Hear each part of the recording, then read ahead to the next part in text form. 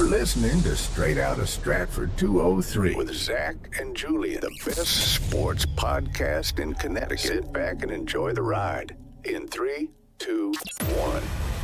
Straight Outta Stratford, slinging takes like Stafford, talking all the big games, have a beer right after. When it comes to the facts and the stats we provide, better know that our names will be up in the rafters. What is going on, guys? Welcome back to the Straight Outta Stratford podcast, episode number 11. I am your host, Zach, along with my co-host, Julian. What's going on, guys? And we got a lot of stuff to talk about today, especially with the NFL season officially underway. Yep. Thank God it's finally back. But we do have some baseball stuff we'll touch on. We did see the college football week 1 officially happen last week, but then obviously we will get to some NFL predictions to close out the show today. Obviously, like I said, we'll start with baseball first. So you had the New York Mets and the Yankees both in the last week playing in 2 series that were very important for both teams. So the Mets lost their series to the Miami Marlins as the Marlins took 3 out of 4 games, but then decide to go to Detroit and beat the Detroit Tigers 2 out of 3 games. That was big. I don't understand what this team does. The Marlins are not very good, and the Mets find a way to lose those games and then travel to Detroit playing against one of the better teams in the AL with some decent pitching and a very good lineup. And they win the series 2 out of 3. I mean, it doesn't make sense. That doesn't surprise me either. Don't feel bad. The Yankees got swept by the Marlins. Well, it's past the point of the Yankees getting swept by the Marlins. No, I know. It's just that these teams are better than they are on paper, and they should be doing more than what they are doing at the moment. I just get surprised because it seems like both New York teams to me, when they play against good teams, maybe not so much the Red Sox or the Blue Jays for you guys, but when you guys play like the Astros and when you guys play some of these other teams, you play well against the good teams, and then you come out and you poop the bed against the bad teams. I don't know if it's the teams just, they play down to their competitors' level or they play up to the competition. I don't know what it is. It's very confusing, but at least the Mets were kind of able to get back on track against the Tigers. So like I said, they did beat the Marlins in Game 2 of the series, where Jonah Tong officially made his MLB debut. He went 5 innings with 6 hits, 1 earned run, and 6 strikeouts. But the Mets did hit 6 home runs in the game, with Soto hitting 1, Nimmo hitting 2, Alonso hitting 1, and then also Vientos and Luis Torrens hitting 1 as well. But then they lose Game 3 and Game 4. Again, the pitching. Game 3. David Peterson comes out. He's been pretty good the whole year. Not that game. 2 innings, 8 hits, 8 runs, 3 walks, and only 1 strikeout. And the Mets battled all the way back in the game, ended up tying it because Juan Soto hit 2 home runs in the game, and then watched as Trevor Rogers allowed a run in the 7th, and then Diaz came in and allowed 2 runs in the 9th. And the Mets dropped that game. And then Game 4, very similar, but not so much with the runs, but they score 1 run and lose 5-1 and drop the series. I'm like I said, I've said it already many times. This team confuses the holy hell out of me. I don't understand it at all. I don't. I think the problem for the Mets, more or less, is kind of the same issue with the Yankees when it gets to playing certain teams. It's the starting pitching. Oh, yeah. They talked about this on the Yes broadcast yesterday, and I'm going to bring this up. I believe it was Michael Kay that said this. The difference that it makes if your starting pitcher goes 6 innings or 7 innings opposed to 5 is astronomical, because it's a lot easier to ask your bullpen to get 6 outs or 9 outs than it is for them to get 12. No, you're 100% right on that too, and that's been the Mets' theme. Is we talked about it before. We have, and I'm just reiterating that. It's that if your starting pitchers can go not the distance, but can go to like the 7th inning, you have to get 9 outs from your bullpen. That's 3 pitchers. Yeah, sometimes maybe it's even 2, depending on who your relief pitcher is. Exactly my point. Yeah, and even like I said, when they go into the series against the Tigers, that's what they got out of some of their pitching. So for the first game, maybe not so much, They won 10-8 that game, but it just came from, again, Juan Soto carrying the team that game. He had 6 RBIs, he had a grand slam, and a 2 RBI triple in the game, and they were able to pull away and win 10-8. Thank God for Edwin Diaz coming in and getting, I believe it was the last 5 outs of the game. He came in like the bottom of the 8th inning with 1 out and just shut the door on the Tigers. That was huge. But game 2 was exactly what we need, is Nolan McLean again. Coming out This is and his just 4th shoving. start. 4th big start from him now. And he ended up, I believe it was 6. I think he went 6 innings. About time. He went 6 innings with 3 hits, 2 runs, 3 walks, 7 strikeouts. And he didn't even start that well either. In the first inning, he allowed 2 runs, and I was sitting down watching the game, and I go, is this the game that he kind of loses it a little bit? And after that first inning, settled in very, very nice. He started, changing up his pitches, started locating the ball really well. Tigers could not figure it out. And again, he comes out and has been so far the most consistent pitcher the Mets have, and he's only been up for 4 games. That's what the Mets need more. And speaking of more, now not only have they called up Jonathan, not only have they called up Nolan McLean, they officially decide to call up top pitching prospect now in their system, Brandon Sproat. He will be making his debut on Sunday against the Cincinnati Reds, which that is going to be a very important series as the Reds are sitting right behind them in the playoff push. So my only thought, right, is I spoke upon this last week. I'm going to bring it up again. Say Brandon Sprout starts in 3 games, and he's phenomenal. And that allows you to move someone from the rotation to the bullpen. And the role in the bullpen is working out better than it was in the rotation. Come time for October, you don't got Brandon Sprout anymore. Yeah, we do. Technically, he's eligible with the injury list that they have because he was part of their minor league system. So technically, since he's part of that system, he is eligible to be on the 40-man roster. I saw an expert on social media the other day. He's one of the Mets insiders talking about it, saying that Sproat will be available for the playoffs as long as he pitches well. I mean, if he comes in and drops a dud, they may not want to roll with him. Even if it's a bullpen spot, he could probably end up getting that at minimum because they need anything that they can get. But I did not see that. yeah, So, I saw that the other day. I believe, I forget which analyst it was that said it, but there was one of the analysts that wrote and said, based off of the way that the Mets' injuries have gone this year, they could always make room for Sproat on that roster by filling an empty spot with one of these guys due to injury. I heard that Canning could technically be an option because he was part of that 40-man roster of the earlier part of the season. I could be wrong. I hope to God that that's the truth because I saw a lot of people talking about it saying, no, that's not possible. He's not going to be there. No, if he is, that's huge. Because what I saw was that if they're not on the roster by September 1st. I believe you're right. I believe last week I did say something about like injuries playing a part in whether or not they could be on the playoff roster. Mm-hmm. But I know for sure that like if you acquire a player off waivers from a different team, they are no longer playoff eligible. Like Isaiah Kiner-Falefa.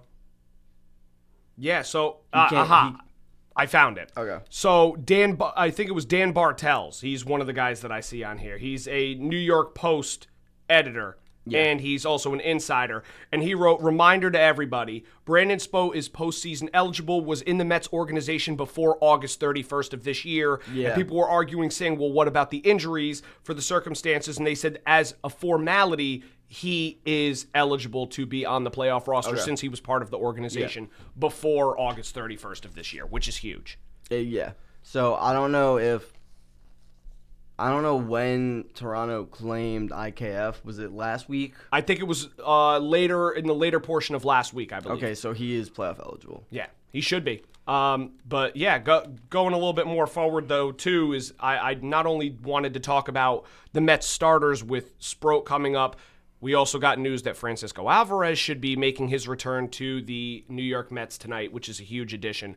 But that's not even the thing I really wanted to touch on. The thing I wanted to touch on before we kind of transition to the Yankees is I don't know what the hell happened to Ryan Helsley.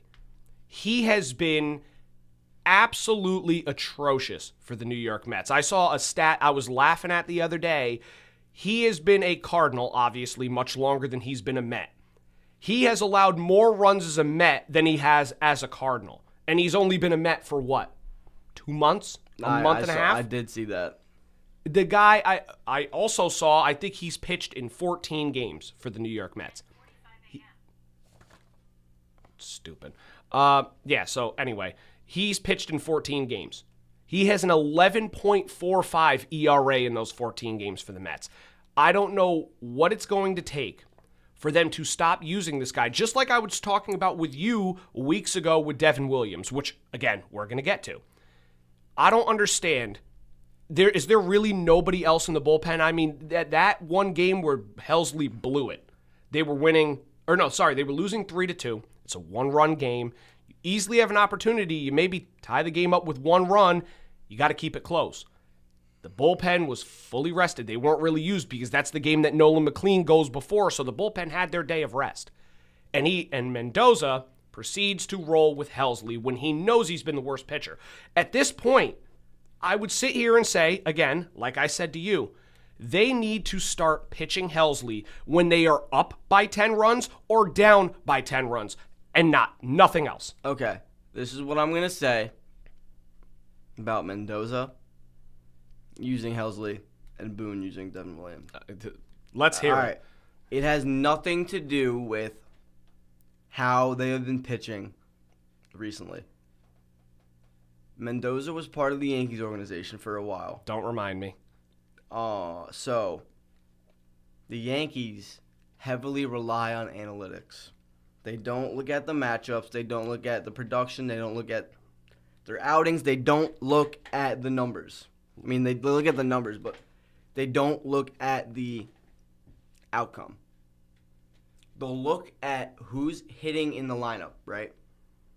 And they'll say, oh, analytics say if we throw a lefty out there who has a great changeup or a great fastball or a great sinker or whatever pitch Devin Williams has or whatever, they'll be like, we're in a close game. Those three hitters can't hit that pitch. We're going to throw Devin Williams out there. Then Devin Williams goes out there and gives up 4 runs. I'm just going to say something real quick, and I hope people understand this, okay? I understand the game has shifted to the idea of analytics. I get it, okay? Analytics does not make the sport what it is. Analytics are great to look at when you're kind of studying players. That does not determine the success on and off the field. That just shows past. What people don't realize, just like any other sport, we said this when it came to college football, anything can happen in any game. These dudes are paid athletes. It doesn't matter if they're the worst hitter in the league or the best hitter in the league. It doesn't matter if they're the worst pitcher in the league or the best pitcher in the league. You could have the craziest matchup, lefty-righty, righty-lefty, does not matter. All that matters is the at-bat that sits in front of you. And if the guy is ice cold and he cannot pitch, now granted, I kind of contradict myself a little bit because I say, oh, well, the past doesn't matter. But if the guy's been ice cold for weeks and he's getting rocked regardless of the analytics, I don't understand why they keep putting this guy out there. I don't understand it.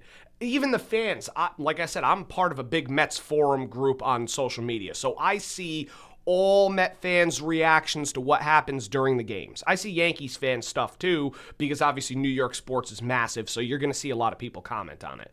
But I see so many fans come out and say the same thing, and we're all in agreement here. At some point, when do you DFA Ryan Helsley? I know it's crazy, but the guy has been so bad. I'm pretty sure he's a rental. You're better off getting rid of him and opening up a roster spot for somebody else. Even if you go, just like last night, did anybody see the news? Did you see it? What? Edwin Diaz's brother was released by the Dodgers. Dodgers? Why not? You get to have the two brothers in New York. Listen, it can't be much worse than Ryan Helsley. It really can't. Or Ryan Stanek. I mean, good God. I mean, please. if you go get his brother, like we just talked about, he's not eligible for the playoffs. I don't care. At this point, they need to win games to ensure that they make the playoffs. Because, like I said right before, San Francisco is 4 games behind the Mets right now, too. They're creeping up on the Mets for that 3rd wild card spot.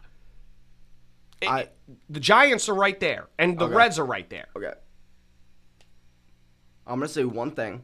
This may be off topic, but I want to talk about briefly what happened in the San Francisco game the other day. I've never seen something like that happen before. Are you talking about after the Devers home run? Yeah. Devers hits a home run, and then he says something to the pitcher. Kyle Freeland. Says something to Kyle Freeland, and then both benches just start – both benches clear. Yeah, and they were swinging at each other, too. I've seen people get ejected after hitting a home run for not touching the bases. That happened to Josh Donaldson. Josh Donaldson got tossed after he hit a home run a few years ago when he was on the Twins, I believe. Probably. He's been all over the place, so on it's the hard Twins. to keep track of how many teams he's been with. But I've never seen mid home run trot a brawl break out. It almost happened a few years ago with the Yankees and Mets. Yep. When Giancarlo and Lindor were exchanging words. Yep. But Devers was fully screaming at Freeland, and you could tell that in his trot, he purposely looked at the mound and started talking. Started talking smack to Freeland, and Freeland didn't like it. And then the benches cleared, and Devers continued to round the bases until he got to second, and then he went in and punches were thrown. I will say this, though. After watching the clip back, as they did show it, slowed down, after Devers hits the home run, he wasn't sure if the ball was fair or foul. He kind of lost track, so he's looking for the ball.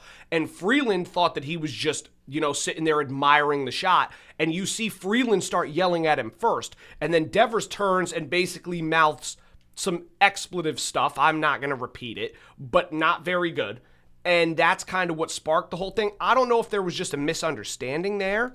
But it was funny to watch. In a way, I could see how that could be the issue. You don't understand what the intention behind it. Yes. I agree with you 100%. At the same time, just you could have clarified that without having the benches full. People are suspended. Matt Chapman got suspended, I believe. Yeah, I saw him charging. Freeland, Devers, and one other person got fined. I'm pretty sure they're going to get suspended as well. Oh, no doubt about that.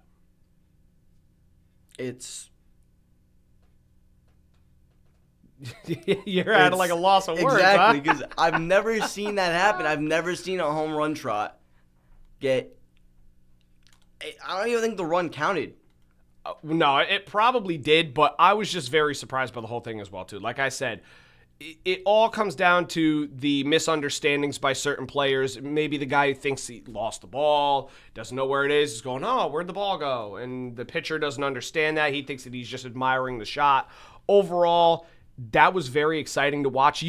I could kind of see it coming, not literally, but when you have a division rivalry like that between the Giants and the Rockies, they both are in the NL West. Yeah. You're going to have some tensions flare every once in a while here and there, even with the other rivalries like we talked about with the Mets and Yankees, both New York teams. We saw it back in the day with the Yankees Red Sox a ton, especially with that Pedro Martinez incident. Joe Kelly, Tyler Austin. Yeah, that's my point is you're going to see tensions flare, and we're actually going to talk about tensions flaring in another sport down the line too, but we'll wait till we get there a little bit. But I kind of want to hear what you think about the Yankees in their past 2 series. I know that they did beat the White Sox 3 out of 4 games, and then they beat the Astros 2 out of 3 games. So those pretty good series for the New York Yankees. So the White Sox series, I'm gonna say this: they were phenomenal. Will Warren struggled in his only start he had against the White Sox, but other than that, I can't really complain. Yeah. Only thing I'm going to say is that Game 4, the hero of Game 4 for the White Sox is Mike Tauchman. Oh, robbing the home run, no? Stanton had hit a ball that was supposed to be a 2-run home run, and Mike Tauchman brought it back in the park. And that led to the Yankees losing by 1 run. The final score was 3-2. The Yankees would have won 4-3. Yeah, I mean, the thing is, you guys had already won the series, I think, at that point as well, too. I mean, it was, what, three? You guys won the first 3 games of the series. Yeah, so the series was over. that's not the point. Yeah, you need to win Toronto had one, and Boston had one. Yeah, you guys need every win that you can get right now if you want to make like a real clear-cut push. Even though you'll make the playoffs. We'll make the playoffs, but the division is still right in front of us. Well, that's the thing. It's like I'm saying, especially when we talked about it last week too, is the stretch that the Yankees have to go on now is now you beat the Astros, but your next 2 series are against Toronto and Detroit. And Detroit, and then Boston, I believe, as well, too, follows. follows. So it's Toronto, Detroit, Boston. Those are so even longer of a stretch. Those are a ton of tough games against some of the AL's top teams that you are going to end up probably seeing in the playoffs. Now, going into the Astro series. Oh, boy. Max Fried looked phenomenal on Tuesday. I was about to say he did look very good. He looked like Max Fried from the first half of the season. He came out, start the second half, a little shaky, iffy. The blister. And I think, I was about to say it, I think it has something to do with the blister, and I think he didn't want to go on the IR or IL because he knew that if he did, there would be no playoffs. Yeah, that's a good point. So he literally just said, you know what, whatever, I'm just going to keep pitching. And he struggled, but now within the last 3 starts, he's had a .5 ERA. Which is not bad. Not bad at all. Now going to Wednesday's game. This, I'm gonna speak about something. The Yankees were up by, I believe they were up by 4. Going into the 7th inning or 6th inning or whatever. No, they were winning 3-0. They were winning 3-0 or something. Yeah, then it was 3-0, then 3-1, then 4-1, and then they tied it up. So they were up by 3 going into the 6th. Well, first of all, I don't agree with this. They were up 3-0 going into the 6th, right? Will Warren gives up 1 home run at 65 pitches. What does Aaron Boone do? Take him out. Did he? Yes. I figured he Why? did. Yeah. Why? You have a young pitcher who gave up 1 home, who's pitching great the entire game and was not even struggling. He only gave up 1 home run and was like, I'm going to take you out of the game. Then they proceed to blow the game in the 8th inning due to missed calls by the ump and poor judgment. Well, yeah, it did. I know that you were talking about it before we even came in here. I don't know what the hell's going on with these umpires. I don't get it. Something's got to change. I mean, they got to start holding some of the umps accountable. I mean, you see it in pretty much every series. Some of them are worse than others, of course. We're going to see that. But somebody's got to be made an example here. So, going back to Wednesday's game, they took out Will Warren, which I didn't agree with. He has 60 pitches. Let him pitch another inning. Let him go as far as he can go. Have faith in your bullpen. But then in the 8th inning, I believe it was a tie game, 4-4 in the 8th. Or it might have been 4-3 in the 8th. I think it was 4-3 in the 8th. 4-3 in the 8th. And Devin Williams comes in. And... Oh, no, it was a tie game in the 8th. So I was right. It was 4-4 going into the 8th. Devin Williams comes in, and he's not pitching that bad. There's a few calls that are missed. But, not every ump can be perfect. No, don't expect him to. But the umpire behind the plate, Brian Walsh, missed, I believe I saw yesterday, 22 missed calls in that game. That's horrible. And they all went in favor of the Astros. Of course. That's always usually how it goes, is it never goes back and forth. UmpireScorecards.com, perhaps notably said the site favored the Astros by 1.4 runs. In the bottom of the 8th alone, there were 4 pitches that could have led the inning to go scoreless or only let Williams give up 1 run. Jesus. And the umpire called them. He was calling them strikes all night long. Ball. Then the Yankees put up Bellinger's a 3-run home run on the top of the 9th. Oh, easy. And Jazz Chisholm's up, and it's a full count. And it's a ball that's... He's a lefty, so it would be inside, right? Outside. It was a ball that was outside. That was like really close to his leg, thigh or whatever. No, that one was way outside. I remember that clip I watched. So at the last, like the strike The last. the strikeout, the ball was at the end of the game. Way outside. The ball was way outside, and they called it a strike. That was horrible.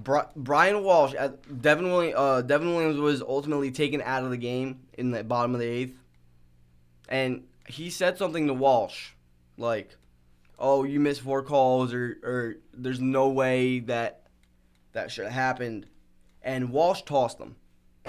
I didn't even know they tossed Walsh him. tossed Devin Williams as he was getting taken out of the game.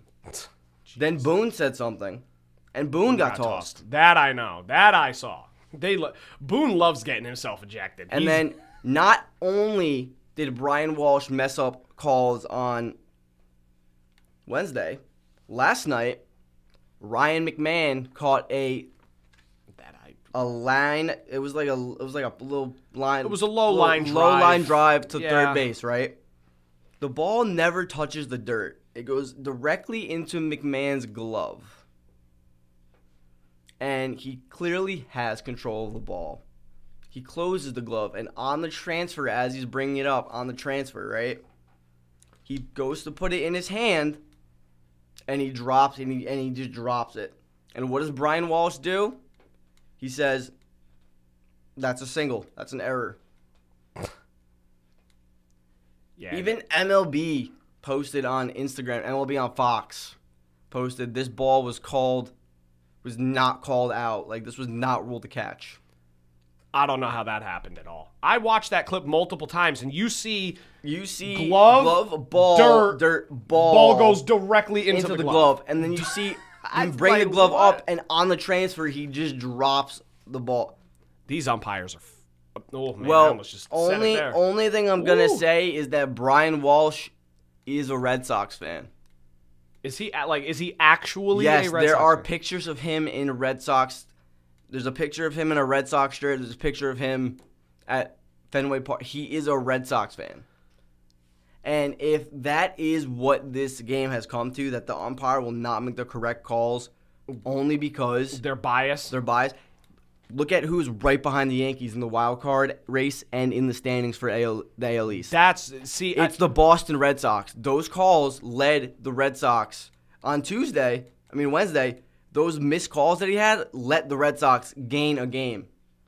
Now the Yankees are only up by half a game, not a full game. Well, see, that's the thing is like when you're an umpire, right? If you have a favorite team that's right behind the game you're calling, you should not be calling that game. No, I get that. The thing I was shocked there's clear bias. Oh, you're right. But the thing I'm shocked at is I didn't even know that Red Sox thing was legit. I thought people were saying it as a joke, like, oh, he's a Red Sox fan. That's why he doesn't want that. I didn't even know that. There's pictures of him in Red Sox gear. That's so bad.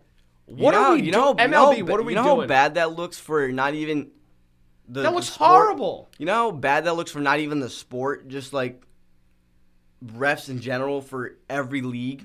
Well, it's not even the point of being a fan, because, like, obviously, if you're going to want to be an umpire or a referee in any sport, you're probably going to be a fan of the game and of a team, so I get it. But don't they have courses that are like, listen, you're getting paid this, you got to go out and be fair to both sides, and people are still doing this, like, biased BS? Angel Hernandez was bad. But he wasn't bad to just one team. He was bad to every team in the league, and that's why they forced him to retire. He was consistently bad. They said you can no longer umpire because you do not know, you can't call a game. Yeah, I'm just so bad. Brian Walsh never had an issue until this past two games.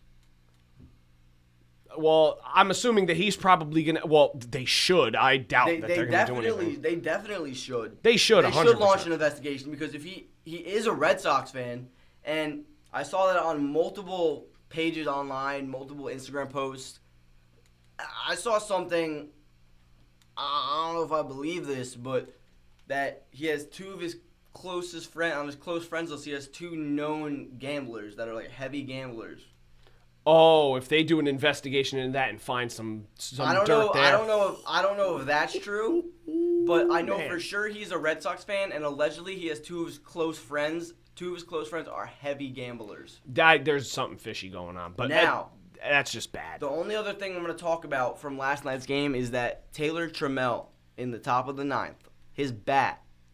Oh, yes. His bat got confiscated after he hit the double off of Bednar.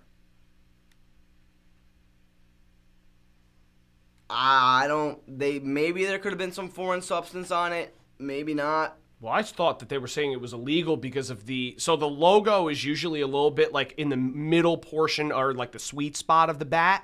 Supposedly it was completely like scratched out. Yeah, scratched out. And so they don't know if it was in like a much higher spot, so they don't know that if it was a legal or illegal bat. That was confusing too. I saw the clip on that afterwards, right when I was, finishing up watching the football game last night too. I'm sitting there and I'm scrolling. I said, "What in the good Lord happened there?" Only thing I'm gonna say about that is the Astros gonna cheat. Oh, the Astros and cheating is like death, taxes, and the Astros cheating. Those are the three guarantees of life. Yeah. But we'll move off baseball. Hopefully the Mets and Yankees can both kind of. Only other thing I'm gonna say is I'm gonna reiterate this again. Cam Schlittler went out against the White Sox, and he absolutely shoved. Good. They need him to. He did exactly what he was asked to. There was a scare where a pitch did hit him in the arm that he does throw with, but he stayed in the game and he was fine. He's a tough guy anyway. He'll be good. He literally is been exactly what this rotation needed. Big time. Kind of like what Nolan McLean's been for the Mets too. So. Yeah. I could see it. It's good that the young guys in New York are finally starting to step up and the Yankees and fill their roles. Were missing their flamethrower because Garrett Cole is not there. Yeah. The kid throws 100. He does it with ease. That's good. And that's what they need. Yes. 100%. And he also looks like Garrett Cole too. He has the same hair. A little bit. The same hairstyle, the same I could see the comparison. Yeah. For sure. So it's seeing him, like, because I was at his debut game when he started against the Mariners. Mm-hmm. He was phenomenal. I was at the game where he almost threw a perfect game against Tampa. Yep. He was lights out through 6 innings. Like, he is the real deal. Well, he's going to be part of the Yankees' future, and that's pretty much a guarantee. I am so happy that they did not trade him at the deadline. Yeah, that would have been a big mistake so far. That would have been a very big mistake had they traded him because he has been very good. And like I said, the New York young guys are starting to step up. Hopefully they can carry the future of New York baseball on their shoulders. I think that they possibly could, and especially adding Garrett Cole back maybe at some point next year would definitely be an increase next for year, him too. Speaking of next year, I know we don't need him. I would like for him to get re-signed by the Yankees. And that is? Trent Bonds. Trent Bonds. Yeah, he's been on fire, man. I say it every night again, I shouted him out the last show. Billy, I got to give you another shout out here. Trent Bonds is on fire. Trent Grisham was an add-on piece in the Soto trade. 30 home runs. The Soto trade would not go through if the Yankees did not take Grisham. Yep. One of the greatest to ever do it. Trent Bonds, 30 home runs this year, too. What a shocker. I mean, nobody could have expected Grisham to hit 30 home runs. Hell no. Except for Marcus Stroman. Well, I don't care about his opinion. I don't really care about his opinion His either. opinion means nothing. He said when the Yankees played Pittsburgh, when they were after he hit his first Grand Slam, Grisham hit his first Grand Slam of the season, he told, I believe it was somebody, one of the reporters up for Yes, he said if Grisham plays every day, he's hitting 30 home runs this season. And he's at 30 home runs this season. And there's still 3 weeks left. Yep. I hope he goes on a run. For some reason, I like him, man. I really do. He's got an interesting batting stance. He's got the weird follow through, the mustache, the mean mustache. The mean mustache. I'm telling you, Trent Bonds. Billy's buying a jersey. We're gonna make him get a jersey that says Trent Bonds on the back, and he's gonna rock that. Grisham is. They need to pay him. They need to pay Cody. Well, yeah, those are the two big guys. If you keep those guys in their lineup and they can perform to the way that they're playing at least this year, especially with Bellinger and Grisham, you guys are going to have a good And then future you could as well, either too. move, you could have Judge learn first base or put Spencer Jones at first base. Or you put Spencer Jones is an outfielder, no? He gets secondary. I believe his secondary position is first base. Well, you could always... Yeah, well, at some point I was talking about this with some others, too, and... You know, at some point, Judge is going to have to make that transition over to DH. I'm not saying now, and I'm not saying not even DH, because if you look at the DH spot, that's going to be Stan is going to fill that role. I'm not saying for this year. I'm not even saying for next year. I'm saying as he goes down the line in his career, it's going to end up happening. I am agreeing that it's going to end up happening. But even if you have him moved to first base, that's what Bryce Harper did. Yeah, and it worked well for him. Now, we spoke about this last week. One last thing about baseball. The Mariners, who were on fire. What happened? I don't know. They love to just confuse a lot of people, too. Baseball is such an interesting, weird sport. Granted, they haven't been doing well because Cal hasn't been hitting. What a shock. But see, this is why people could say he's the MVP, because without him, they don't figure it out. Yeah, but the only reason why he's considered in MVP talks is because of the home runs. No, yeah. Well, the batting average, the RBI. Batting average, not so much. RBIs, yes. Home runs, yes. But you're right. But Judge technically should still... Judge is still batting like 320. He's still batting like 325. I know. It's absolutely disgusting. This man is crazy. Crazy. I'm not saying it just because there's a bias. I'm saying it because if you look at the actual stats. Well, I'm not biased at all. I'm not even a Yankees fan, and I'll say it. It's Judge deserves this, the third MVP. To be honest, I hope that he does end up finding a way. I just don't see it happening. They're going to give it to Cal. He's getting hot again, too. I know. But it's just, like I said, they haven't seen this kind of production from a catcher ever.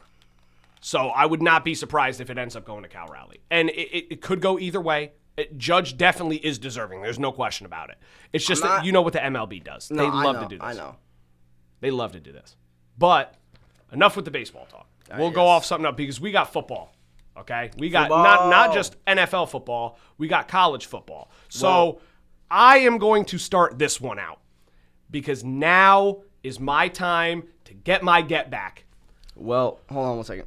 Oh, you're killing me. I wanted when we talk about NFL football, we're gonna bring baseball up at one point.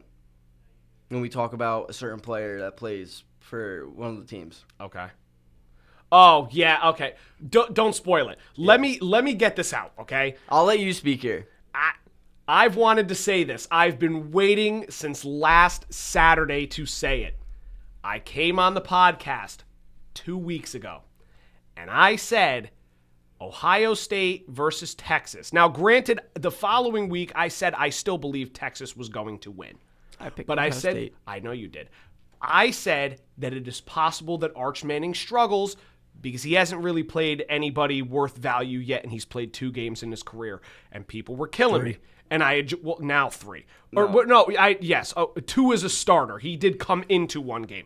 Regardless, I said it's possible that Ohio State recruits very well. They're going to be a tough test. They're playing in Ohio. It's possible that Arch Manning struggles. And I didn't say he was going to straight up suck, but he could struggle a little bit. And guess what? He straight up sucked. He straight up sucked. He sucked. So all you people that were coming at me, listen, I hope he turns it around. I really do. But the amount of hype that this man is getting is solely due to the last name on the back of his jersey. If he was Arch anything else, nobody would even be saying anything. But since it's Arch Manning, he's one of the all-time greats already. He's going to be a great college athlete. He's still got, like I said, he's still got time to turn it around. But I don't want to hear none of this garbage of a number 1 pick when he comes out against Ohio State. This man had 38 passing yards going into the 4th quarter. 38! And Now- all you people wanted to say, oh, well, Arch Manning is good. Arch Manning ain't ready. He's not the number 1 pick yet. I said it. All I'm going to say right here, right, is I get that his dad is the third brother, Cooper, Yes. who medically had to stop playing football in college. I'm not saying that Cooper wouldn't have made it to the NFL. No one knows. No one knows. Not even. I mean, if you could probably infer that he would have made it to the NFL because The last name Manning? yeah, exactly. That's what people are talking about with Arch. I Exactly. So what I'm gonna say is, yes, he.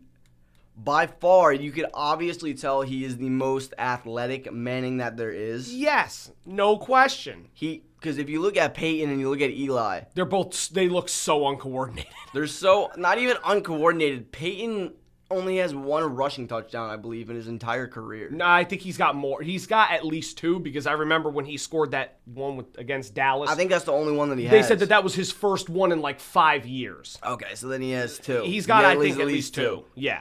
But when you look at Peyton Manning, he can't run the ball. No. When you look at Eli Manning, right? He ain't running. He ain't running the ball. Arch didn't really do much running either. I mean, he was running for his life a little bit at some points of the game, but my point was we saw Ohio State win 14-7. In the red zone, Texas again showed that same sign of last year which killed them. I wasn't done speaking. I'm sorry. I'm so. It's just I get so No, excited. I understand. You see my point? I do. I was saying this for weeks, and you saw all the comments. I was texting you, and I told you. You all did. of these people were trying to have me crucified because I said that Arch Manning is probably going to, may struggle. And they were saying, "Oh well, he's a Manning. He's the number 1 draft pick next year. He pisses excellence." Now, is practically what I was told. I'm gonna say something that may spark controversy. Go for it, please. Just because you are athletic, and you may be the most athletic, he must be maybe the most athletic Manning that there is, doesn't mean that's gonna equivalent into the NFL. I have 2 names. Thank you. That I'm going to say right now. I am not saying that Arch Manning is going to turn out like these. Do not come at me. I am saying 2 names where they were electric in college, but just didn't have what it takes to play at the next level in the NFL. I know one of them at least. The first name, Johnny Manziel. Yep. There we go. He was the Heisman his freshman year of college he went to Texas A&M. Texas A&M, yeah. And Because that's where Mike Evans went. yep, he went to Texas A&M, and he was amazing in college. He got to the NFL, thought he could do the same stuff he was doing in college. No. Nope. You look at the documentary, he didn't watch a single minute of film. Well, he was drinking like crazy and doing blow and whatever. He didn't care. Now, the other name I'm going to bring up is Tim Tebow. One of the best college football quarterbacks Exactly. ever. That's why I'm saying that. He was phenomenal in college. He won the Heisman, right?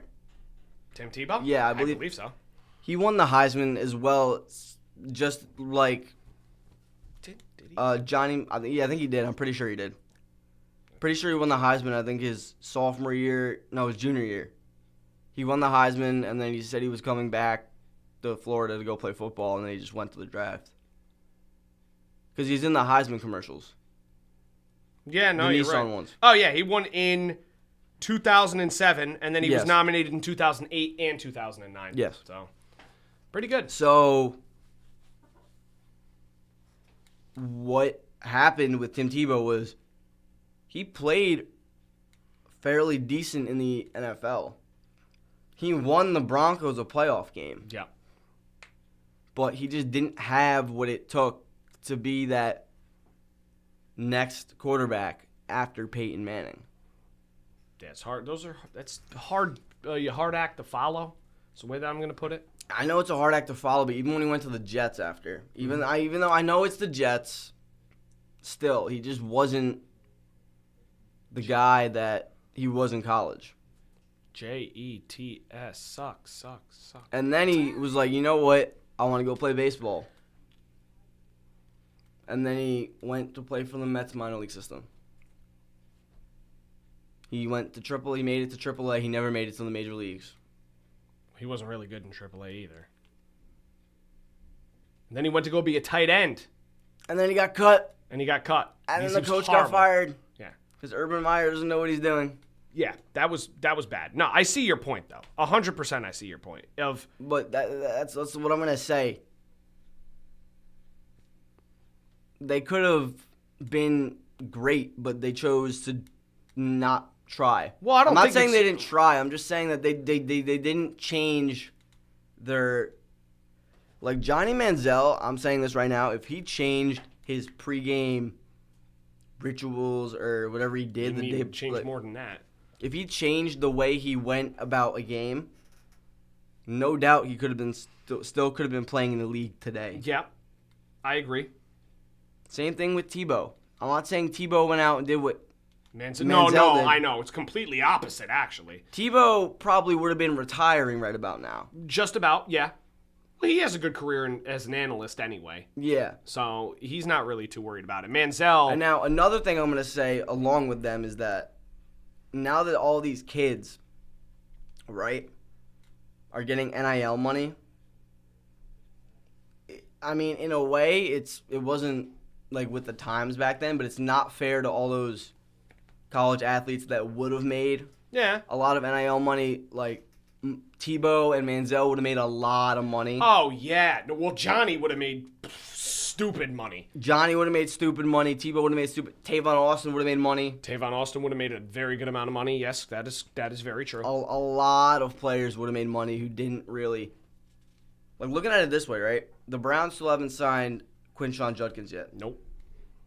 Theoretically, I don't know if he can, Doubt it now. but he can go back and play another year at Ohio State. There's no point in him doing that now, though. I mean, the season already started. He didn't have. Well, I mean, I'm assuming he's probably training and stuff still too. But I don't know if that's the best idea. For No, him but anymore. I've been seeing that online. Like, he can go back, Yeah, he's play at Ohio technically- State, and the Browns they still have his contractual rights. And then if he doesn't sign the contract before next year, he can re-enter the draft. Yeah, which that would be a big loss for them because he was one of the better running backs coming out of the draft this year Exactly. too. So I don't understand, but we actually do got to kind of get a little Yeah. bit back into that. So the only reason why I brought up the Arch Manning stuff is, like I said, Ohio State defeated Texas 14-7 in the first game. Arch Manning, the supposed Heisman favorite and the 2026 #1 pick, supposedly, did not really play that well. He went 17 of 30 with 170 passing yards, 1 touchdown, and 1 interception, but his QBR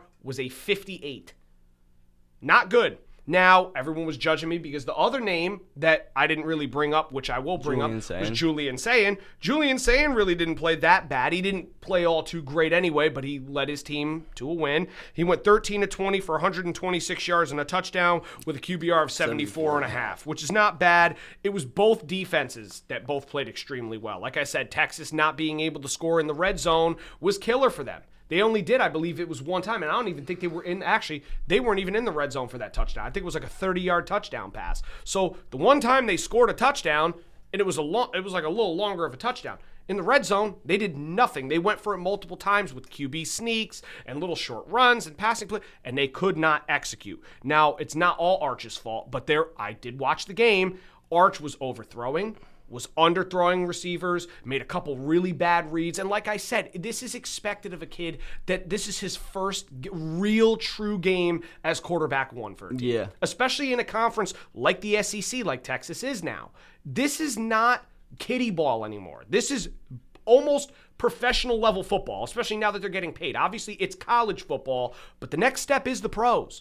You got to be on your game. You got to know what you are doing. You have to have experience. And he just didn't show it. Like I said, I still think that he can find his way. He's got the natural ability. He's just got to he's got to trust in Sarkisian with the play calling, and he's just got to go out and feel a little bit more calm. Hell, You could see he was pressured. I am 100% certain that if he goes up to his coach and says, "Listen, could I call my Uncle Peyton or Eli to come down for a practice and help me throw the ball, help me. Yeah. They would do that in a heartbeat. They're both retired. They are both retired, number one. The coach would be, Peyton went to Texas. No. Right? No? No, Peyton went to Tennessee. Oh, I thought he went to. Eli went to Ole Miss. Peyton went to Tennessee. That I know for a fact because they were both SEC schools. Speaking of other SEC schools, now that we'll kind of move off Texas because we've already torched Arch Manning enough, and so did social media because God almighty, I saw those. Those were crazy. The SEC saw another team lose this week. What a shocker. And it really was a shocker because Alabama. Tennessee. My bad. I trust me. I know ball. Alabama, the number 8 team in the country, lost to Florida State 31-17 on the road. And as a Bama fan, I'm going to try and keep this very brief to say how I feel about the whole thing. You sucked. That was horrible to watch. The offense looked stagnant at some points in the game. Simpson did not really play that well. He had a couple moments, but he was running for his life. The O-line really didn't look that great in front of him as well, too. His QBR for the game was a 48.6. He did throw for 254 yards and 2 touchdowns, but he did not play that well. On the other hand, you have the recruit from Boston College that transferred, which is Tommy Castellanos, the quarterback for Florida State, who was talking a whole bunch of smack before the game. And guess what? He came out and he backed it up. He went 9 of 14, 152 yards passing, but also ran 16 times for 78 yards and a touchdown as well. They just looked very, very sloppy on both sides of the ball. The big thing that killed me was 2 things. They couldn't stop the run. 230 yards allowed. Could not stop the run at all. And on third down, they were 6 of 17 in the game. Now I'm going to say something, again, very quickly, and then I'll let you kind of touch on the what other game? The Clemson and LSU game, which we'll talk about as well. I do not like the fact that this team seems very undisciplined. Under Nick Saban, the team was very well disciplined. There was no crazy celebrations and this and that. There was effort on every play. If he saw you dogging it, you were getting ripped a new one on the sideline. There were multiple plays where I saw defensive players jogging while the play's going on, not running. I bet Saban is sick to his stomach right now. Exactly. And I'm going to say this right now. If this team does not figure it out, now granted, a lot of people think that this team will figure it out at one point. I'm still a little skeptical because we have to see what happens first. If this team can't beat Florida State, and you're going to have to play against teams like Georgia and LSU and Texas A&M and Auburn, who's always a tough test for them, no matter how good or bad they are. If this team doesn't start figuring it out, they may not win 8 games this year. And I'll tell you this, if they don't win 8 games, Kalen DeBoer better hide, because especially if they lose more than 3 or 4 games this year, he's probably fired. And They're I would. probably going to call Saban back up and be like, you want to come out of retirement? They should, because like I said, the discipline level, listen, Kalen, I'm going to say this right now. This ain't the Mountain West, brother. This is the SEC. We don't take no scrubs. This is not a joke. There's got to be discipline. There's none of this BS. There's a reason why schools like Georgia are good every single year is because Kirby Smart is a very good head coach. Very disciplined, knows how to work with his guys. Maybe not so much off the field because we won't even get into that. But on the field, there is all discipline. There's no dogging it. This is not supposed to be fun because everyone said that Kalen DeBoer, when they hired him, is the fun coach. He wanted to make the culture more fun. No. Screw the fun. It's ruining it. No, it's not even ruining it. Yes, you are right. You are 100% right. But screw the fun. You know what's fun? Winning. Winning a national championship is fun. This is a legacied school. You go out, you want to party, you do that after you win the natty. Exactly. But my point is, Alabama is one of the most premier college football schools in the country. They are a legacied university. Not only will you ruin the school's legacy, you will ruin the recruiting class for next year. Yeah, exactly. And this is a school that I believe they've been so dominant for decades under coach after coach after coach And then after coach. they bring this guy in, he's looking like a joke. He's looking like an absolute dunce. So it better get figured out. Otherwise, Kalen, pack your bags, son. You out of here. Because I can't stand it. Horrible. The number 4 ranked Clemson Tigers dropped their season opener to LSU. The score of 17-10. If you look at did you see what shirts LSU was wearing before the game? Yep, 1-0. 1-0, and they were right. They were right. But it's also a little bit like, I'll eat a little bit of crow on this one.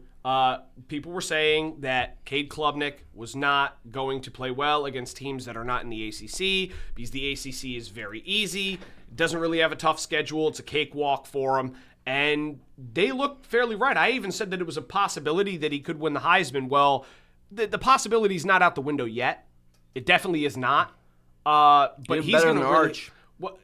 Yeah, but the big thing for him is he's really going to have to turn it around now. Yeah. He's going to have to because he did not look that great in that game either. I mean, he had some moments. Now, granted, LSU, there's a reason why. They're extremely good this year. They were down 10-3 at the halftime, and they made crucial adjustments, held Clemson offense scoreless in the second half, and put up 14 unanswered points. Yeah, that was a great showing from Brian Kelly's Tigers there. I was very, very surprised. LSU just came out and played well, man. Garrett Nussmeier went 28 for 38 with 232 yards with the touchdown. And Cade Klubnik didn't live up to the hype. He went 19 for 38, 230 yards, 1 interception. Yeah. Like I said, he didn't really play as good as I thought he was going to. LSU's defense is no joke, man. LSU is known for being a very good football school as well. Like I said, the SEC. Wide receiver U. Yes, okay, wide receiver U, sure. Yeah.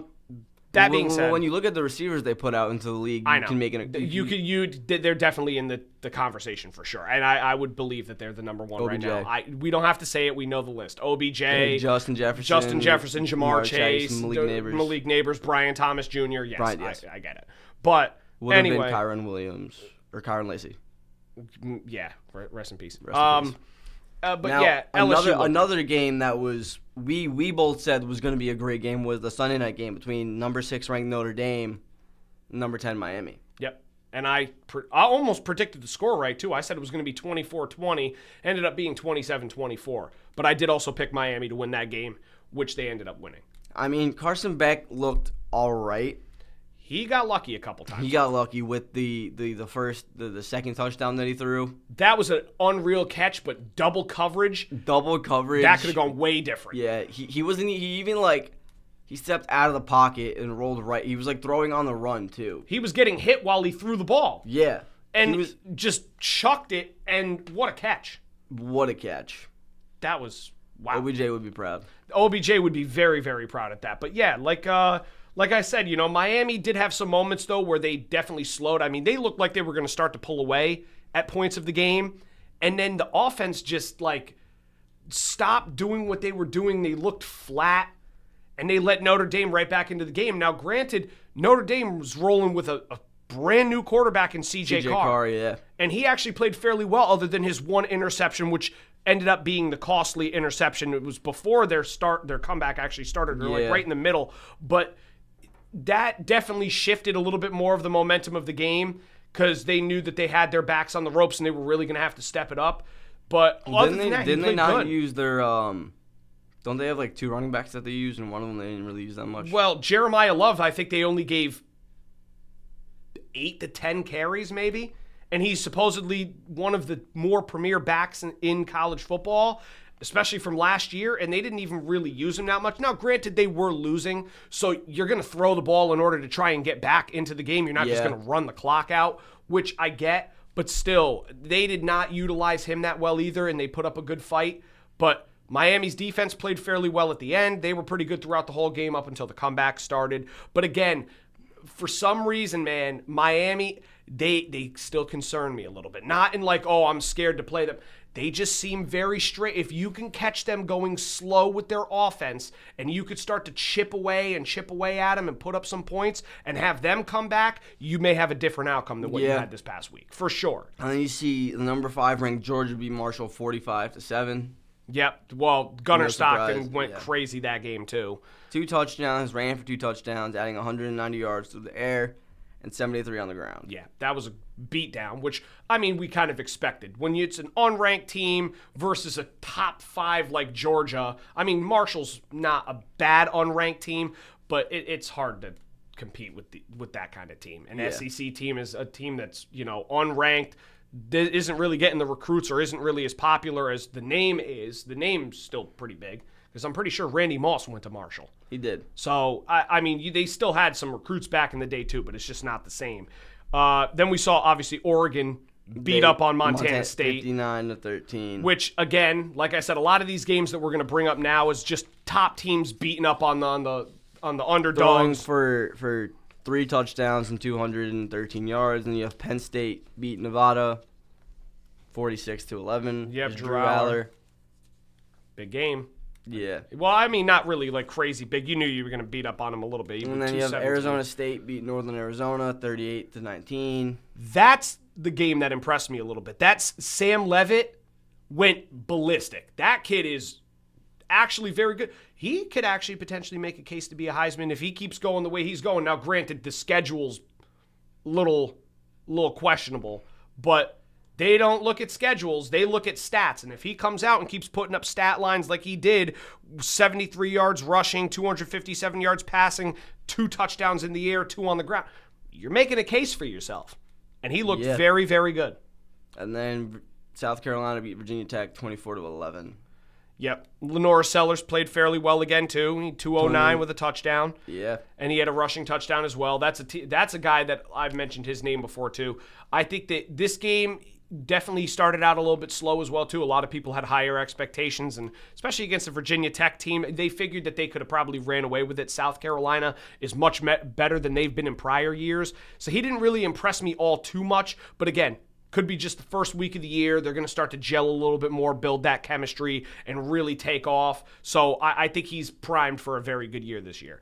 But I know the game that I really do want to talk about right now is going to be the big one, which comes up between the number 18 ranked Oklahoma Sooners and the number 15 ranked Michigan Wolverines, which is going to be taking place. Both teams did win last week. Michigan is being led by freshman quarterback, former number 1 prospect Bryce Underwood, as well as Alabama's former running back Justice Haynes, who transferred this past season. And Oklahoma being led by quarterback John Mateer and senior wide receiver Keontez Lewis, looking like they are going to keep a pretty strong chemistry as they went really well together in that first game as well. That game is going to be Saturday night at 7:30 on ABC. I'm excited to actually watch that game a little bit as well too. But now comes the fun part, which is what we've been waiting for this whole entire time.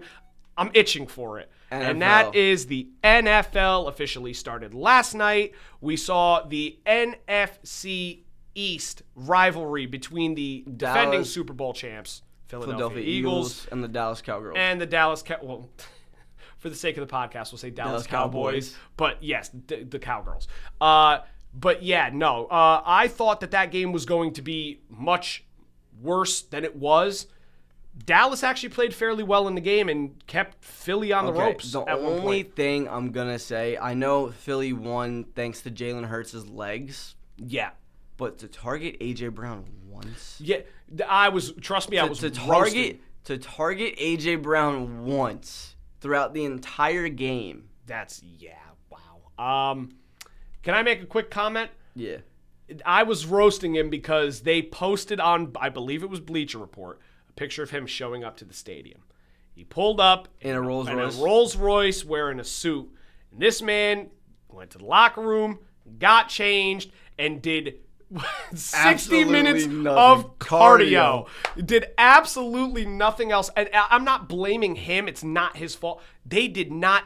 They targeted him one time. Now, granted, Dallas' secondary may have probably double covered him. I'm going to take a guess.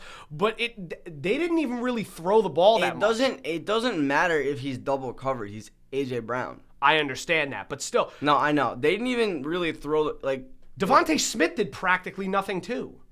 Yeah. I think their leading receiver on the night was either Saquon with the little dump-offs or Jahan Dotson. Because Smith, I think, had 2 catches. A.J. Brown had 1.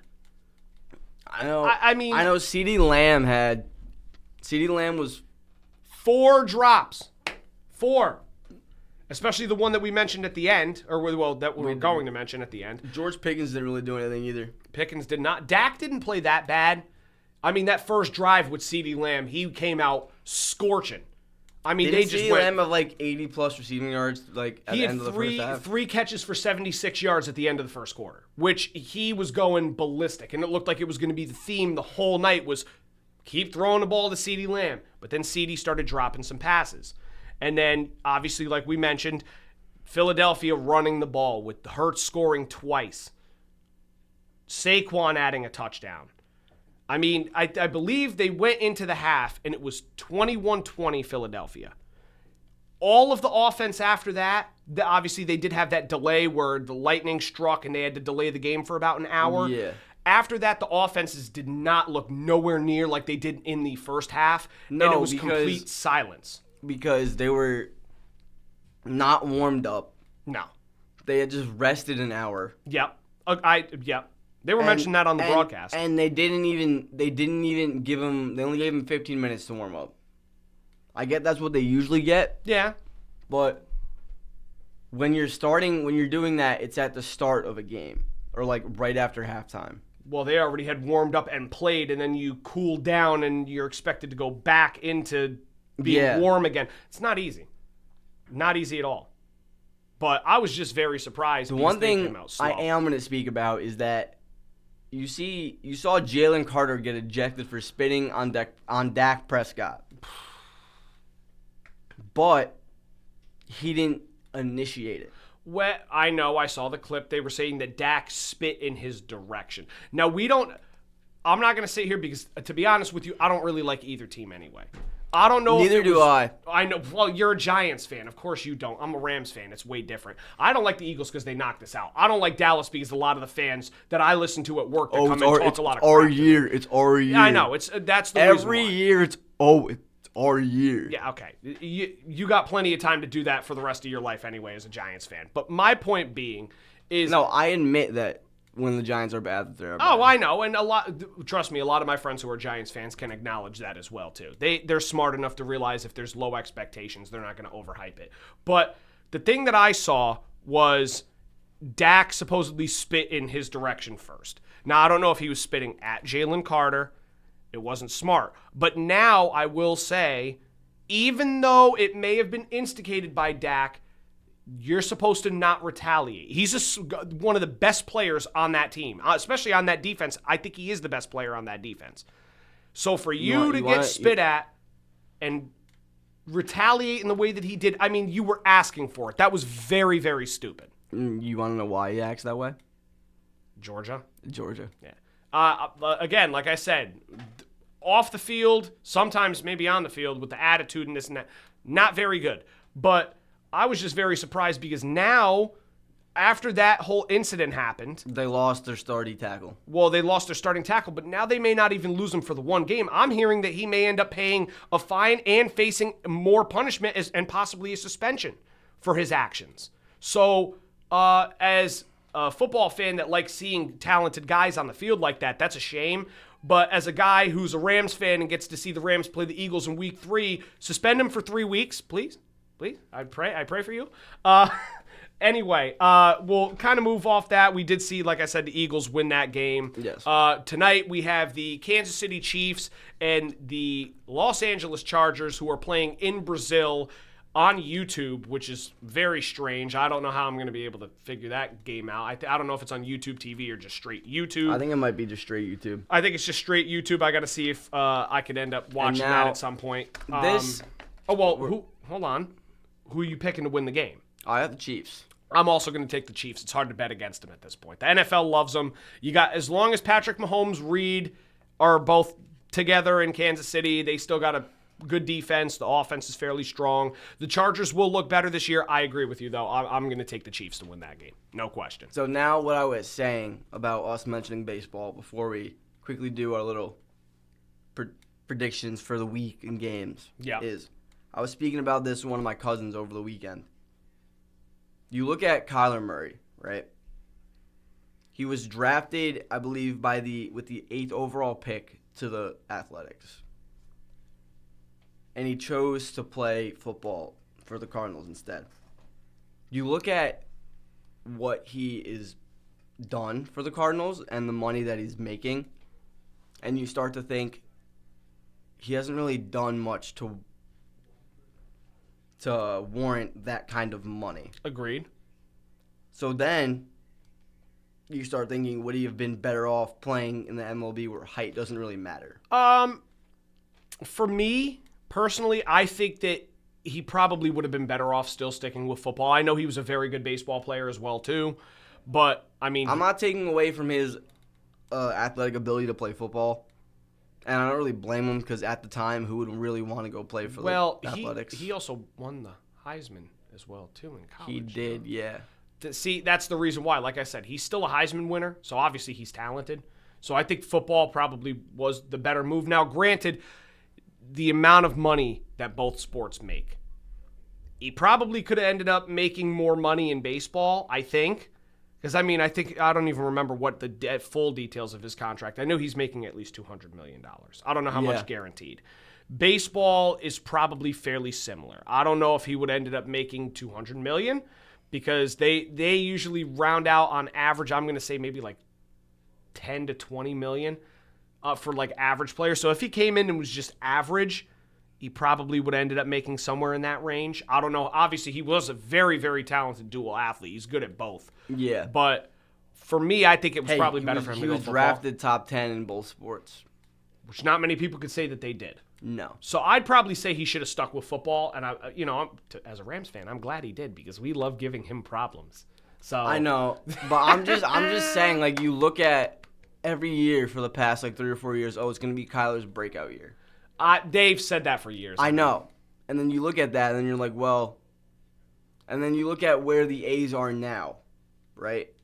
Well, they're still not really They're still not that great. But if you're looking at where they are now, the timeline fits to where he probably would have been called up at the beginning of last year.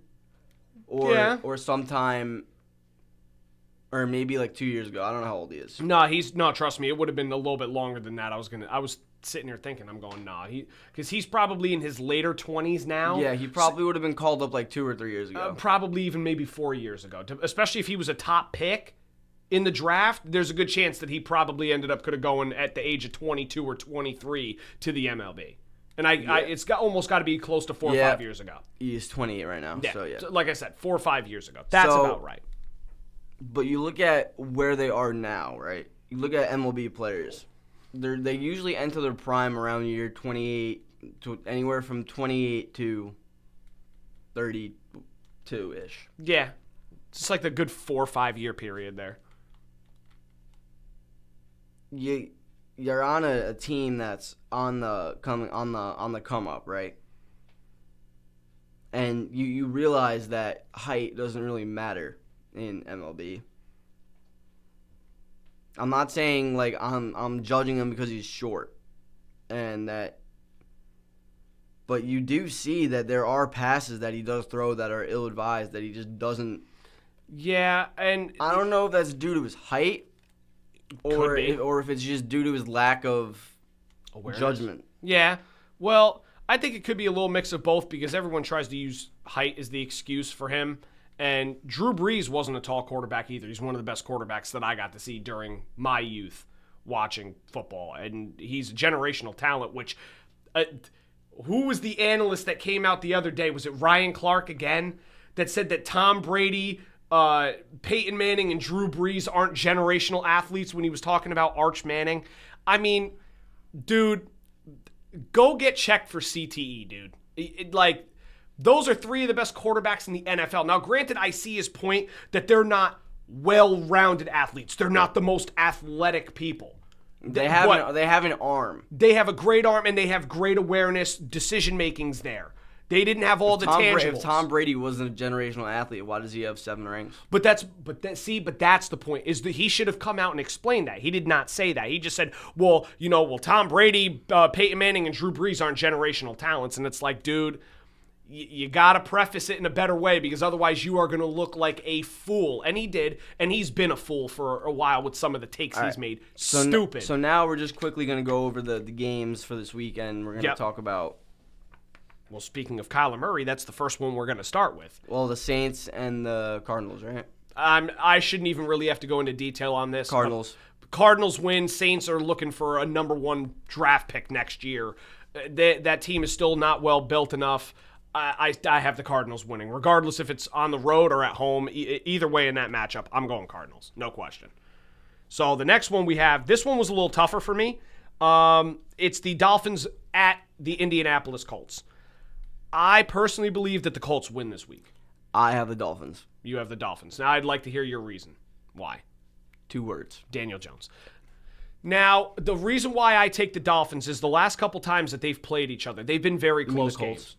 Who did I say? You said the Dolphins. No, but what I'm saying is between the Dolphins and the Colts. Those two teams have played each other. I understand they've been very close, but... They've been close games to start the year. Last year, I believe I have it in here. Last year, these teams faced off. The Colts held the Dolphins to 10 points, which was last year early in the year. The Colts' defense is pretty good. They have a good secondary. Their pass rush is solid. I believe that's when Tua was already out, though. It could have been, but you know what? I'm not going to sit here and say that Tua is going to help them win that game either. Now, Tua is better than Daniel Jones. That's not saying much. I think the Colts' defense gives them a little bit of trouble. And that's the biggest thing that the Dolphins ride on, is they need that offense to be hot. Yeah. Their defense really doesn't impress me much. They lost Jalen Ramsey. They did get Minka back, but still there's a couple holes in that defense that kind of confuse me a little bit.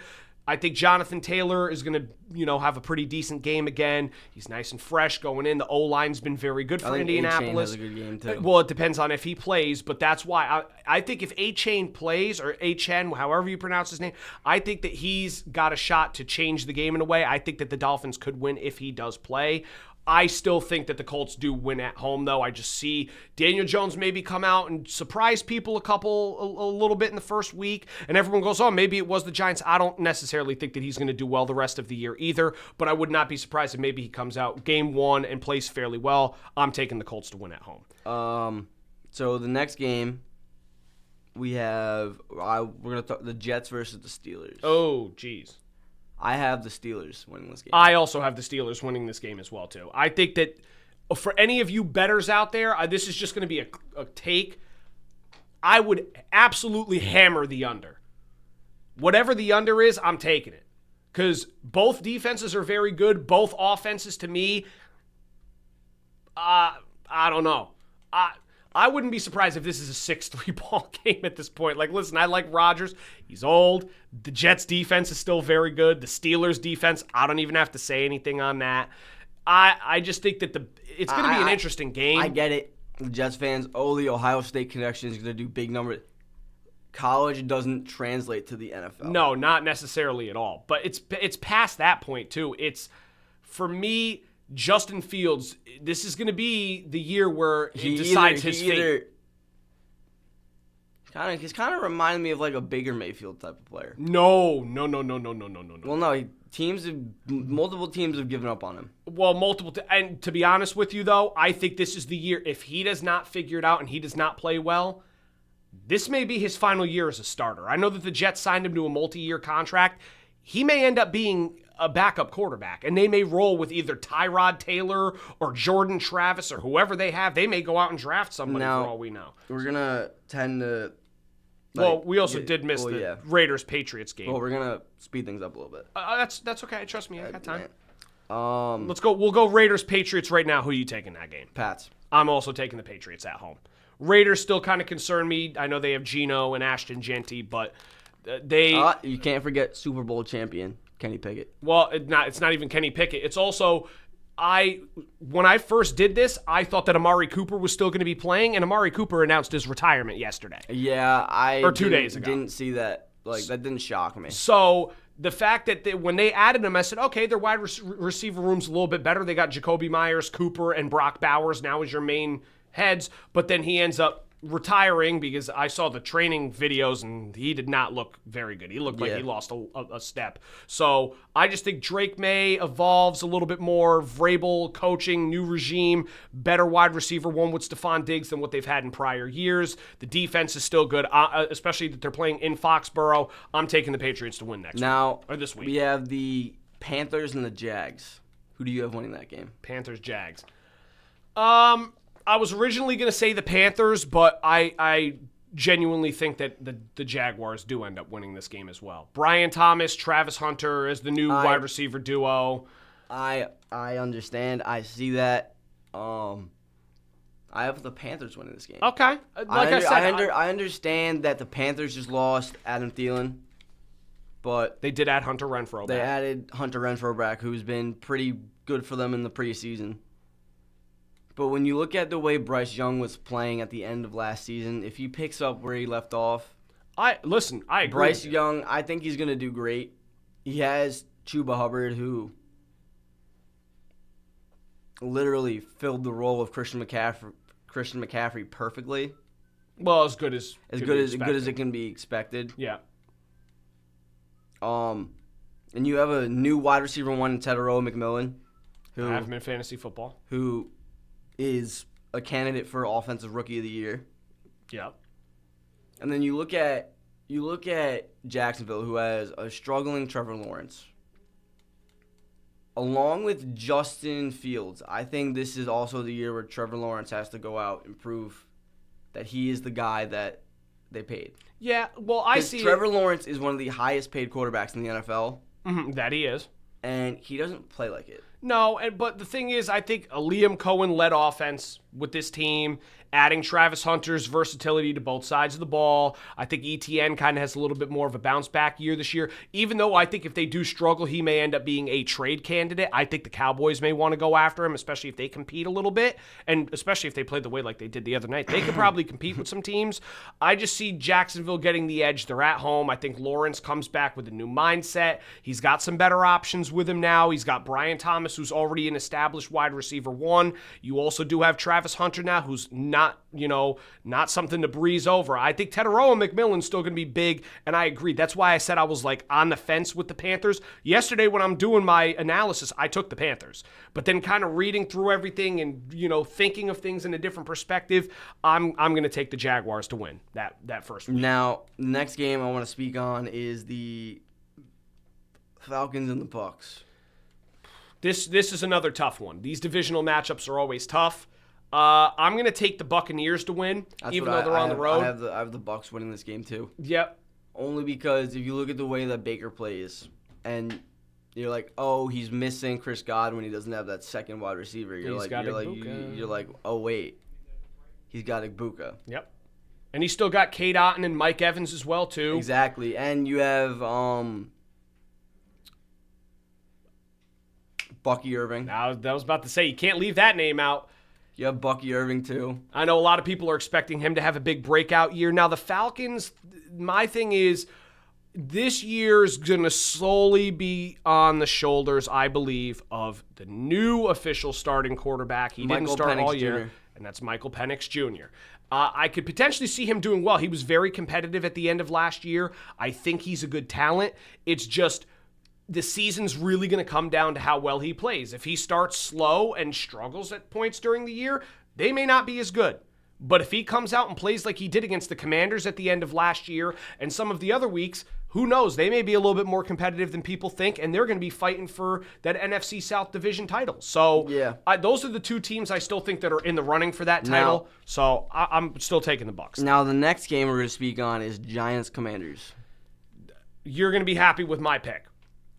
I think this is the upset of the week. I'm going to take the Giants to win at Washington this week. I think that Washington's overlooking the Giants like a lot of teams did last year. I think a lot of teams, especially going into this year, are overlooking him. Now, they played two extremely close games last year. They did. They played I believe it was a 27-22 ball game, which was the second game of the year. Yeah. And then they played them to a 21-18 ball game when the Giants lost because Graham Gano got hurt and they didn't have a kicker.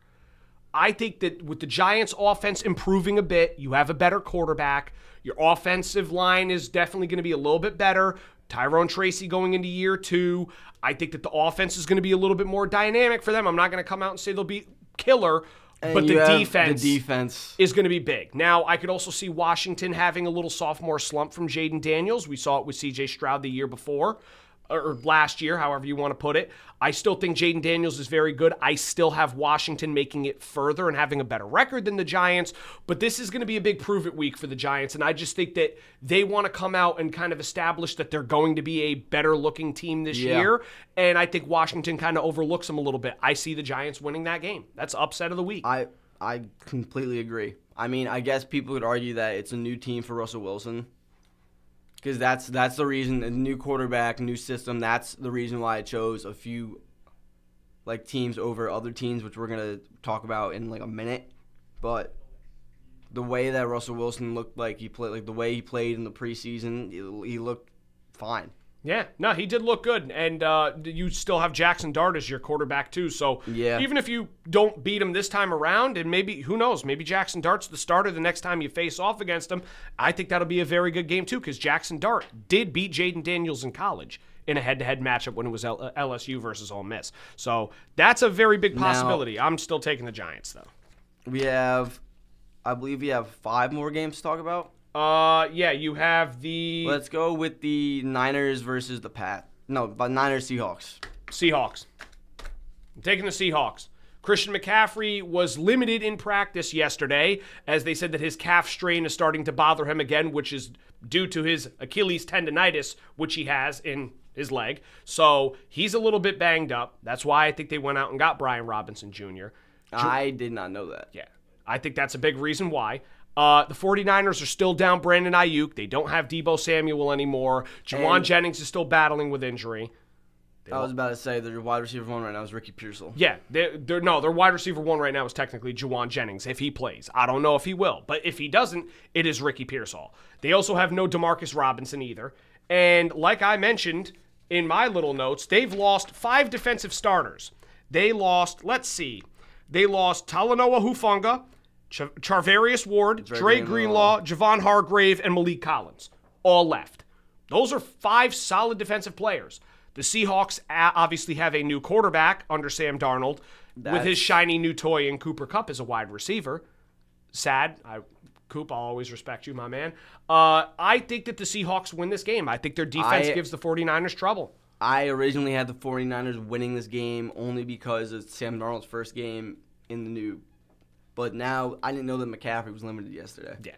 So I think I'll flop my You're going to flop your pick? I'm going to flop my pick. Well, especially the only other reason that kind of carried it, too, is they are playing in Seattle at Lumen Field. So I'm going to roll with Seattle to win that game. A lot of people will get a little upset at me about that, but that's fine. Now we have Lions-Packers. Lions-Packers. For the Lions-Packers, this one's going to be tough. I have the Lions. I'm taking the Packers. It's going to be crazy. I know a lot of people are going to be like, dude, what are you thinking? I have the Lions winning this game only because Aiden Hutchinson is playing. Yeah. You'll see my point after. And you have Jared Goff, who has 2 phenomenal receivers. That he does. And a great tight end and 2 running backs that are... No question. I will say this.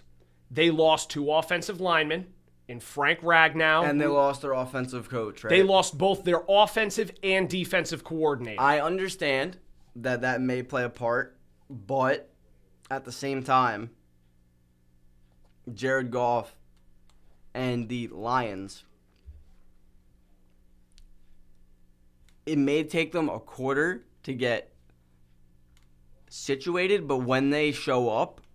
Oh, yeah. Well, I still see a regression with them, though. I'm not saying they're going to do as good as they did last year, but I'm saying that they're going to do... I think they can beat the Packers. I think they can too, but like I said, Lambeau Field opening up the season, all the hype there right now with Micah Parsons being in town as the new player, the new shiny toy on the defense. Their defense is pretty good. He's going to be on a snap count. Well, I know he'll be on a snap. Still, their defense is still good enough. Their offense, it solely really relies on how Jordan Love does this year. Yeah. He does have a better receiver one with Matthew Golden now. You still have Josh Jacobs. I think that also, with Matthew Golden being there, that also makes it more. It also makes Jaden Reed open more. Yeah. I'm telling you, I see the Packers winning at home week 1. I think the Lions kind of go in a little bit light. We did skip a couple games. We could just touch on it. I think it's kind of fair. I'm not even going to explain that one. Titans, Broncos. Broncos for sure. At home, Cam Ward, first game against the best defense in football on paper right now. I'm going with the Broncos, especially as a contender last year. Yeah, I had the Broncos too. Oh, we also skipped my team, the Texans. Rams, Texans. I have the Rams. I'm taking the Rams. No Joe Mixon, no Stephon Diggs, no Tank Dell. The Houston defense is very good, but C.J. Stroud is very limited on offense to only Nico Collins. The Rams are quite possibly going to be contenders this year. I'm not even saying it because I'm biased. It's just a genuine thing. The only thing that concerns me is Stafford if he does get hurt. If Stafford can stay healthy and stay clean the whole game, I'm taking the Rams to win this game, especially since they're playing at home. Yep. And then Vikings-Bears. Oh, that's the Monday night. Well, what about the Sunday night game? Well, Sunday night. Oh, we could close out with that one. Because that's probably the game That's of the the week. biggest game. Yeah. Okay, yeah. So Vikings-Bears. I'm going to take the Vikings to win. I have the Bears. Wow, okay. I'm kind of surprised by that. I believe I'll let you go. No, you go first. I only took the Bears because this is technically J.J. McCarthy's first NFL game. Okay. And there's no way to show how he's going to play. True. And it doesn't matter on how well he does on offense. The Vikings' kryptonite last year for them was their defense.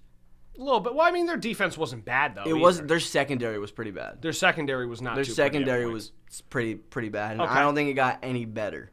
I could be wrong, but I'm pretty sure it didn't get any better. And you have Caleb Williams coming into his second year. Maybe expecting a sophomore slump, but I think he's going to do better this year because they went out and they made their offensive line better. Yeah, they did. They drafted.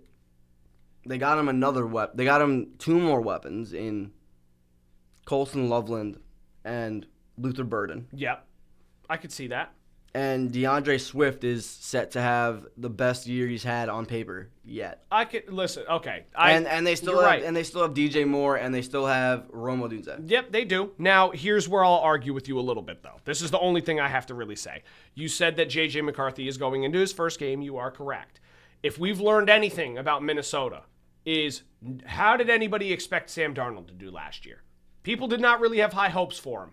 I think Darnold played well because of the offensive mind of Kevin O'Connell as their head coach. I think that McCarthy comes in. He's got enough tangible skill set as well, too. He's got weapons around him. He's got Justin Jefferson. He's got Adam Thielen now. He doesn't have Jordan Addison back yet, but when he does, that'll help them more. They still have Aaron Jones. They added Jordan Mason in the offseason. Their O-line isn't terrible. Their defense still can be pretty good. I think although the Bears did get better, I could see the Vikings still coming out with the flashes like they did last year. I think they'll still be a competitive team. And like I said, I think McCarthy molds fairly well with that offense, knowing that Kevin O'Connell's kind of taking the lead and developing him into the product he wants on the field. I'm not saying he's going to be bad, but it also depends on how they use him. Because if they use McCarthy at full force, like they just give him the green light, no doubt, I don't think the Vikings can go out there and win. But if they're using McCarthy with caution because they don't want him to re-injure his leg, then the Bears could easily just walk all over them. Yeah, that's true, but I like I said, I see McCarthy's good enough. He's got a national championship under his belt from Michigan. I think he's a good player. I was a little skeptical about him myself too, but like I said, if O'Connell can mold Darnold from having a bad past into having his career year, I would not be surprised if he could take a young talent like McCarthy. I also think that Darnold's year had something to do with him sitting behind Purdy for the year that he did in San Francisco. That could do it. But don't forget, McCarthy got to sit behind Sam Darnold and watch him in the Minnesota system. True. So, like I said, I think that O'Connell can kind of mold him the way he wants him to. I think that the Vikings have enough weapons. I would not be surprised if the Vikings win this game. I'd say this is the most anticipated game of the week. Bills-Ravens. Yeah. I have the Bills winning this game. I also have the Bills winning this game as well, too.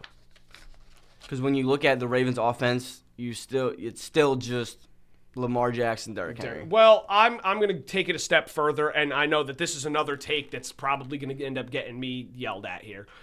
Lamar Jackson is very, very good. I know that there's going to be... Isn't he also questionable? He is. I have him in fantasy football as well, too. It says that he's questionable. He's probably going to end up playing. Plus, they have a little extra time since they have the late night start to get him out there. But for me... I know there are a couple of friends of mine that will agree with me on this, but there's a lot of people out here who will probably get mad. Lamar Jackson last year was definitely in the conversation and deserving for an MVP. Josh Allen was also in that conversation. It could have really gone either way. I thought that Josh Allen technically deserved it, even because it was his best year. The Bills looked like a very, very good team. The Ravens did look good too, but obviously they have Derrick Henry, who also carried a heavy workload. Yeah. Josh Allen did it himself. Now, I will say this. Lamar Jackson in the big games always seems to have moments where he kind of struggles a little bit. He makes a bad read, makes a bad throw. Now, granted, they did play the Bills tough last year, both in the regular season and in the playoff. I just potentially see Allen coming out. They do have Khalil Shakir coming back. They add Joey Bosa to the defense. I think that the Bills at home do beat Lamar Jackson first game of the year. Lamar's still going to have a great season. Wouldn't be surprised if he's an MVP candidate and possibly winner at the end of the year this year. I just do not see them going into Buffalo and beating Josh in week 1. So that's just my opinion on that. But that being said, thank you guys for tuning into the Straight Outta Stratford podcast, episode number 11. I am your host, Zach, along with my co-host, Julian, and we'll be back next week to record episode 12. Enjoy the NFL season, guys. Let's go.